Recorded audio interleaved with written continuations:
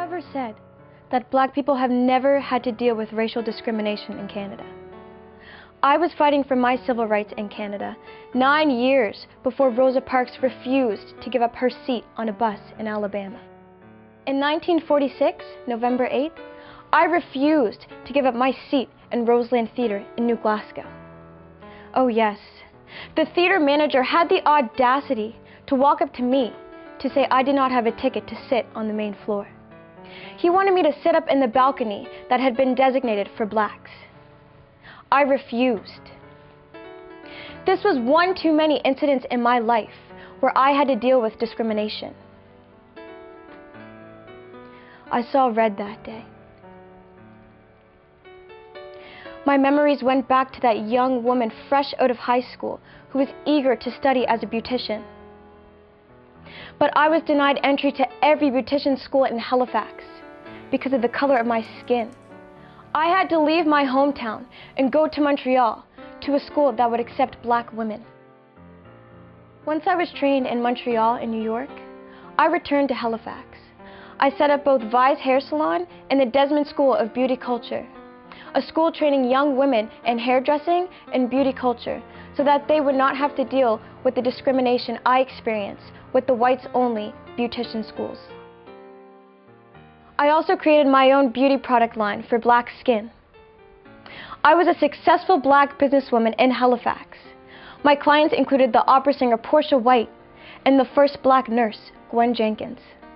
So I was not prepared for New Glasgow's unfriendly welcome on November 8, 1946.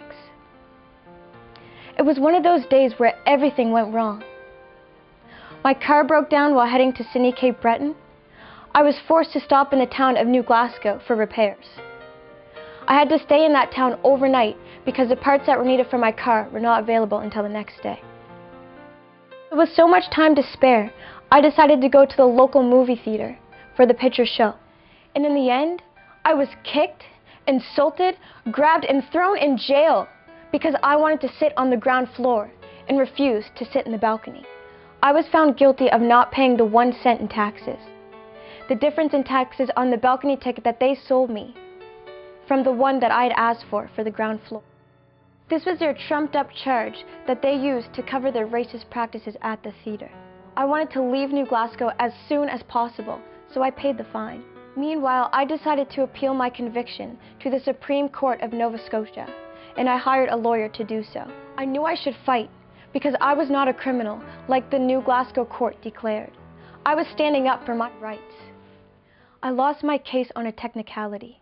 My appeal was filed too late, but a great good came from it. My case was printed in several newspapers and started great discussion on the Jim Crow practices that are still alive today. Also, my lawyer refused to receive payment from the failed appeal, and monies raised from my legal defense were given to the Nova Scotia Association for the Advancement of Colored People, an organization seeking justice for all Blacks in Nova Scotia. In 2009, my baby sister, Wanda Robson, began the fight to clear my name of this wrongful conviction. And in 2010, the Lieutenant Governor of Nova Scotia, Myann Francis, on the advice of the Premier Darrell Dexter, invoked the royal prerogative to grant me the free posthumous pardon. I am the first Canadian to ever receive one. This free pardon is recognition that my conviction was an error of justice, and I was in fact innocent of the charge. The same year, the Premier of Nova Scotia officially apologized to my family for the province's miscarriage of justice. Now this is why you see me looking at you from a national stand, and why a holiday in February 2015 has been declared in my honor.